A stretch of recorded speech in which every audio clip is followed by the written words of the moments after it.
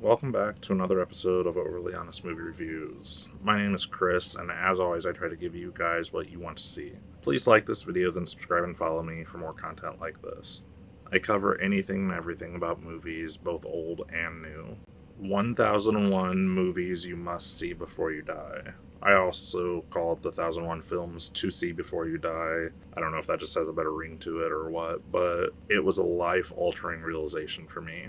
I don't really say that lightly either, and I'll explain why. I've had a love for movies as long as I can remember. When I was younger, I was very into blockbusters, horror films. I really still am, but that was about as far as my base went. Fast forward to a summer in the mid-90s. I was spending the summer at my sister's house and was complaining that I was bored. My brother-in-law suggested that I watch Star Wars, Episode 4 to be specific, which I believe at the time was just titled A New Hope. I laughed off his suggestion and claimed they weren't cool. Needless to say, I finally broke down and watched it, quickly followed by episodes 5 and 6.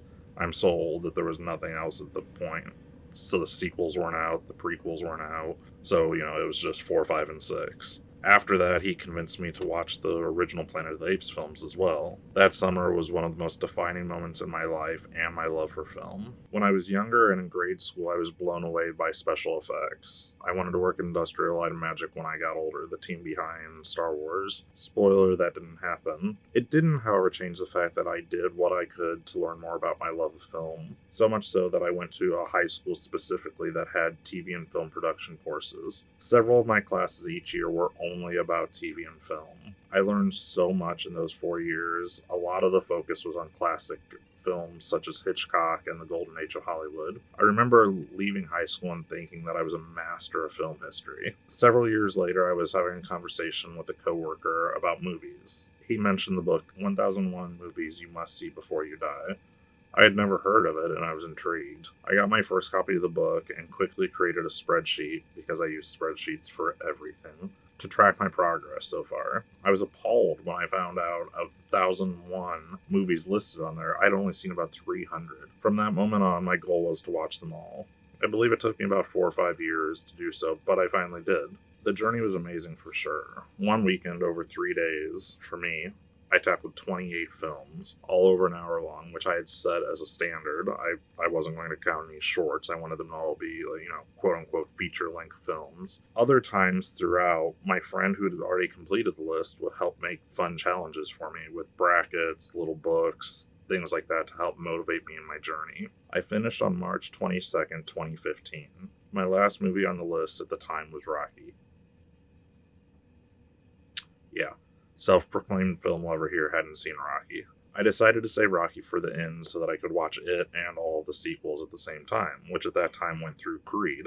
The 1001 Movies isn't perfect by any means, just as my journey to see every Oscar-nominated film each year before the Oscars isn't perfect. However, they are both great building blocks. Ironically, my Oscar journey, which I'll cover in another video later, helps me out greatly with 1001 each year. Every year they release a new book, with additions and subtractions to keep the total at 1001. I believe in their 10th anniversary book, I think they added 50 and took away 50, so that was kind of a big deal. Normally, I think the number's around 10 films or so that they add and then remove. The total list, though, which I go by, which are all of the ones that have been added since they've started, is 1,235. So 234 have been subtracted, 234 have been added. Watching the Oscar films I do, as well as the potentials, often let me keep pretty up to date on the new 2001 films. When I say the book isn't perfect, there are several reasons for this. The first and most important reason I want to share is that the list isn't the 1001 best movies of all times. I can't stress this enough. It's most definitely, in my opinion, the 1001 most influential films. At least that's how I see it. I don't want someone starting this journey and expecting all amazing films. Now, that statement is a little biased, but I don't think that anyone's taste would cover the range that this book does. It has everything from Solo or the 120 Days of Sodom to Avengers Endgame. The second and third reasons I would say it's imperfect is because of the lack of range it has at times. The creators really love to shine a light on certain directors.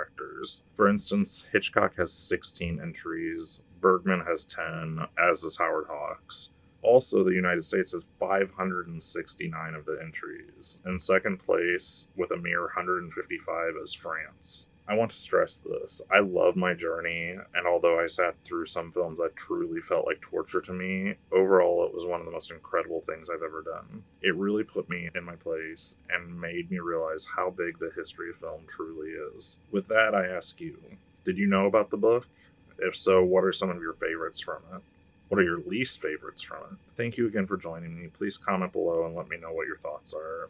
Don't forget to like this video, then subscribe and follow me if you'd like to see more videos like this.